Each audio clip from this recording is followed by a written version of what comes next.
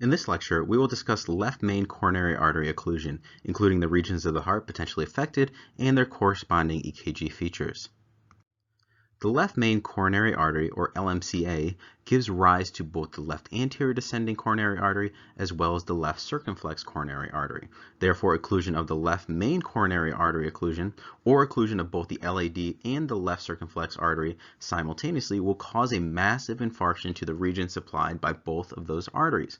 And if the patient has a left dominant system, the inferior wall and the posterior 1/3 of the interventricular septum may also be affected. So again, let's review our anatomy here. Okay, so here we have our aorta, okay, and then we have our left main coronary artery at this point here, gives rise to our LAD and the left circumflex. So what we're saying, if we have a left main coronary artery occlusion, which is an occlusion right at this point here, it's also the same if we have both of these occluded simultaneously, the LAD and the left circumflex artery. Okay, so it's either the left main that's occluded, or you can have both of these occluded at the same time, which again, you wouldn't get any blood supply distally, so they're pretty much the same things are affected. So because it affects both the LAD and the left circumflex artery, it's going to affect the anterior superior portion of the left ventricle, okay, which is this portion here, that anterior wall. Also the anteroseptal portion, which is this here, okay. Imagine this is our left ventricle, okay. Over here would be our right ventricle on this portion. So our septum is here, our anterior septum. We'll also have the posterolateral wall is affected. So here's our posterolateral wall, okay. And then if we have that left dominant system in which the left circumflex artery gives rise to this PDA, okay, we can have the inferior wall affected. But again, remember, the right dominant system is more common in about 85 to 90% of patients. Now on the EKG, you should generally suspect left main coronary artery occlusion if there's ST elevations in most of the leads. More specifically, you may see ST elevation in leads 1 in AVL, AVR, and V1 through V6, along with reciprocal ST depression in the inferior leads 2, 3, and AVF. So let's take a look at this. So we said ST elevation in lead 1 in AVL. Okay, so here's 1, here's AVL. We're going to see ST elevation. This is 1, this is AVL. We also have AVR, which is sitting here. Okay, this would be negative AVR, so it's pretty much the opposite. It's up here. We can see ST elevation, so there's AVR involved now. We also mentioned V1 through V6. So V1, V2, V3, V4, V5, and V6.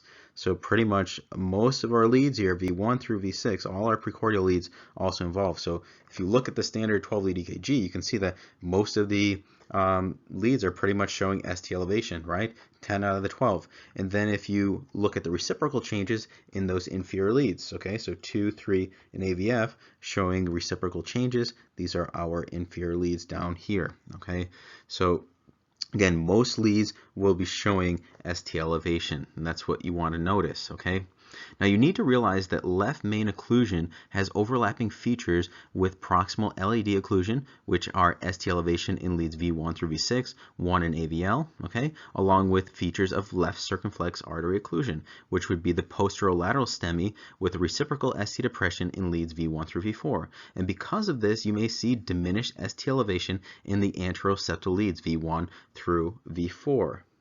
So let's take a look at this so it makes sense, okay? So I'm going to erase all of this that we have going on here, okay? And what I'm saying is that I want you to think of this left main coronary artery occlusion as a proximal LAD occlusion as well as a left circumflex occlusion. So it's going to have pretty much the combination of those changes. Now in the proximal LAD occlusion, which is this occlusion here, you can imagine it, okay? What we'll see is ST elevation in 1 in AVL. Okay, so here's 1 in AVL. We'll see ST elevation.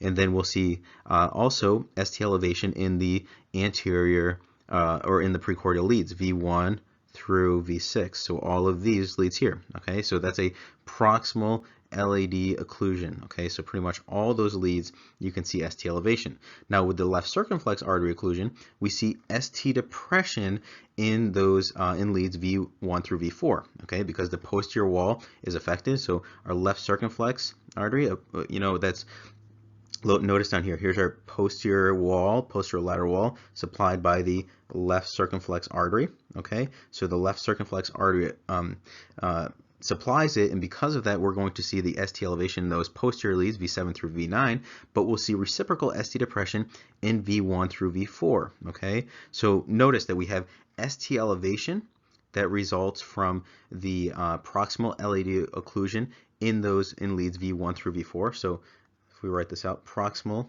LAD occlusion, so we have ST elevation in V1 through V4. Okay, and then with our left circumflex occlusion, okay, we have ST depression in V1 through V4. Okay, so notice how they're pretty much opposite changes, ST elevation, ST depression. Because of that, we are going to get a reduction in the vector, so a decrease in ST elevation in V1 through V4 because of that posterior involvement. Okay, so that's one thing to note, is that while you have V5 and V6 also involved, you may see greater ST elevation in those leads because of these canceling each other out. So the ST elevation may not be as great as an amplitude in leads V1 through V4 because of that posterior involvement. Now we also mentioned that there was ST elevation in lead AVR. We haven't really heard that before. You know, none of our other causes of infarction have included AVR. So why would that be the case? Well, it's because the left main occlusion, the basal septum, and the anterior wall are affected in this case. Because of this, the ST vector will be directed mostly superiorly and anteriorly. The superior portion of the vector may lead to ST elevation in leads AVR as well as in lead AVL. So let's see why that's the case. Okay, so we see where AVR is. Okay, and I want you to imagine that you have this proximal LAD or LMCA occlusion up here. Okay, and because of that, in the frontal plane, imagine our frontal plane, we have AVR here and lead AVL in this case. Okay, the frontal plane, it's going to be shifted upwards. Okay, then in the horizontal plane, it will be going more anteriorly. Okay, so upward, okay, as well as anteriorly more in the horizontal plane. So frontal plane upwards, and because of that, we have lead AVR up here and AVL, okay? And because that's where our ST vector will be heading, we have an anterior superior ST vector, we will see ST elevation in lead AVR as well as AVL. So AVR involvement, okay, and AVL in this left main coronary artery occlusion. That's something new that we haven't seen in any other form. Now furthermore, the ST elevation in lead AVR should be at least 1 millimeter in amplitude, and it should be greater than or equal to the ST elevation in lead V1. Okay, so greater ST elevation in AVR than V1. And what's important is that the degree or magnitude of the ST elevation in lead AVR is that it's actually correlated with the more severe the disease will be. So the greater the ST elevation, the greater the severity of the disease that's going on in the patient, and actually the worse the prognosis will be. And that's independent of the patient's clinical presentation. These patients require aggressive treatment with early angiography and revascularization. So as you probably imagine by now, these individuals often have a poor prognosis, okay, and bad outcomes because it's so severe. In fact, patients with total left main occlusion often don't even make it to the emergency department alive, and often if they do arrive will be in cardiac arrest. So let's review what we discussed before we end here. So the left main coronary artery, we said it gives rise to both the left anterior descending and the left circumflex artery. So it supplies those same regions, and because of that, if they're affected, we will get a massive infarct, okay? If the patient's left dominant, okay, we will also have that PDA that comes off the left circumflex, and because of that, we'll have the inferior left ventricle involved, as well as the posterior 1/3 of the intraventricular septum. The left main coronary artery occlusion is the same as if we had the LAD and the left circumflex occluded simultaneously, okay? It affects the anterior superior portion of the left ventricle, okay, the anteroseptal region, as well as the posterolateral, okay? And then if we said if they're left dominant, we can also have the inferior wall. So pretty much the whole left ventricle can be involved if it's actually a left dominant patient, okay? Now we want to suspect that this is going on if you see ST elevation in most leads, right? We saw in almost 9 or 10 of the 12 leads. I think there were like 9 leads that we can see ST elevation in, okay? So again, here's 1, 2, 3, okay, there's 6 more, that's 9. So 9 leads, and then these inferior leads, the 3 others, showing the reciprocal changes. Now, with left main coronary artery occlusion, I wanted you to think of it as a proximal LAD occlusion plus a left circumflex occlusion, okay? And because of that, remember, we can see ST elevation in both of these cases, or in proximal LAD occlusion in V1 through V6, as well as 1 in AVL, and then ST depression in the left circumflex occlusion in V1 through V4, because those are the reciprocal changes of the posterior wall being involved. Now, because we said the proximal LAD causes ST elevation in V1 through V4, and the left circumflex occlusion causes ST depression in V1 through V4, we will see a diminishment or attenuation or reduction in the ST elevation magnitude because of that. Okay, those vectors are pretty much canceling each other out, and we're seeing a diminishment in the magnitude of the ST elevation.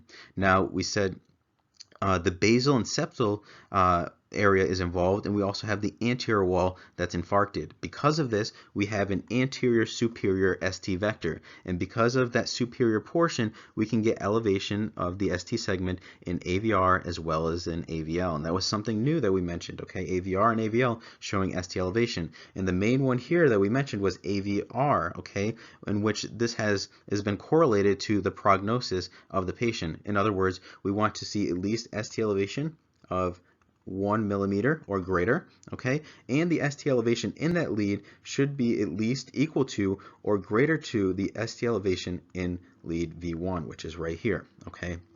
Remember, the greater the ST elevation magnitude, the worse the disease is, and the worse the prognosis of the patient, independent of the patient's presentation. Well, that's the end of this lecture. We discussed left main coronary artery occlusion, including the regions of the heart potentially affected and their corresponding EKG features. I hope you learned something.